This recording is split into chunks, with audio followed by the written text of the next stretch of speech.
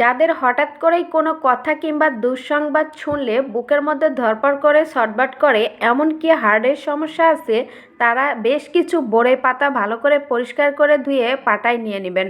এরপর এর ভিতরে বেশ কিছু দেশি রসুনের কোয়া দিয়ে দিবেন। কোনো পানি ছাড়াই পাটায় ভালো করে বেটে একটা গ্লাসে পানি নিয়ে চিপে রসটা বের করে নেবেন। এর ভিতরে এক ফালি লেবুর রস দিয়ে ভালো করে মিশিয়ে এটা যদি প্রতিদিন বেশ কিছুদিন খেতে পারেন, তাহলে আপনার বুক ধড়ফড় করা, ছটফট করা, এমনকি হার্টের সমস্যা থাকলেও এটা ভালো হয়ে যাবে। কথায় বলে আদা মরলেও আদার কখনো ঝাল মরে না। আদাই হচ্ছে যৌবন শক্তির দাদা।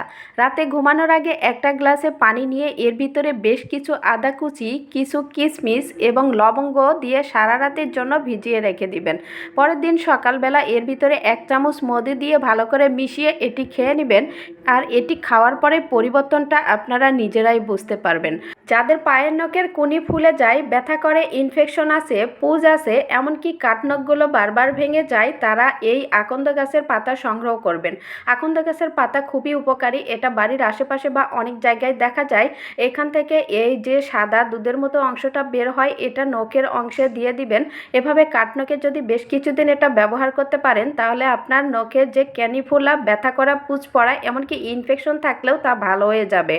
নিম পাতা খুবই উপকারী একটি পাতা। যাদের শরীরে অতিরিক্ত অ্যালার্জি, চুলকানি, দাউদ, একজিমা আছে, তারা নিম পাতা সংগ্রহ করে নেবেন। ভালো করে পরিষ্কার করে দিয়ে ফুটন্ত গরম পানিতে বেশ কিছু নিম পাতা সাথে কাঁচা হলুদ ও দারচিনি দিয়ে 5 মিনিট ভালো করে ফুটিয়ে নেবেন। পানির কালার যখন পরিবর্তন হয়ে আসবে, তখন ছাঁকনির সাহায্যে সেঁকে নেবেন। এটা যদি প্রতিদিন সকালবেলা চার মতো করে আপনি এটা পান করতে পারেন, তাহলে আপনার শরীরে যে চুলকানি, অ্যালার্জি, দাউদ এবং অতিরিক্ত যে অ্যালার্জির সমস্যা থাকে, সেটা ভালো হয়ে যাবে। এটা খুবই 100% কার্যকরী একটি টিপস। এটা হচ্ছে নাকফুল বা বনগাঁদা গাছ। বাড়ির আশেপাশে কিংবা বন জঙ্গলে এই গাছটা দেখা যায়। ছোটোবেলায় এটা আমরা নিয়ে অনেক খেলাধুলা করতাম। এটা হচ্ছে নাকফুল বা বনগাঁদা গাছ। এটা সংগ্রহ করে যাদের নাকে পলিপাস এবং মাংসবৃদ্ধির সমস্যা আছে, সেক্ষেত্রে এখান থেকে ফুল এবং কিছু পাতা পাটায় নিয়ে ভালো করে বেটে রসটা বের করে নেবেন।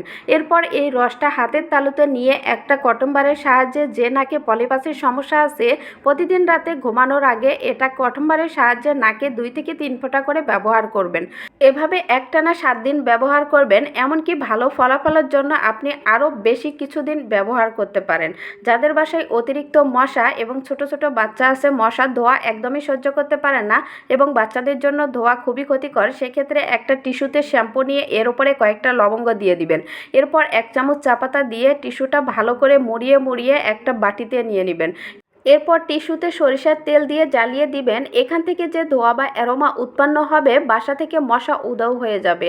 সবশেষে একটা কথা বলি, শোনেন। ভিডিওতে দেখানো গাছপালা বা লতাপাতার মাধ্যমে যে ঘরোয়াভাবে টিপস দেওয়া হয়, এটা কোনো অ্যান্টিবায়োটিক ওষুধ না যে আপনি আজকে খাবেন আর কালকে ভালো হয়ে যাবে। তাই ধৈর্য সহকারে এগুলো সেবন করবেন, ইনশাল্লাহ অনেক ভালো রেজাল্ট পাবেন।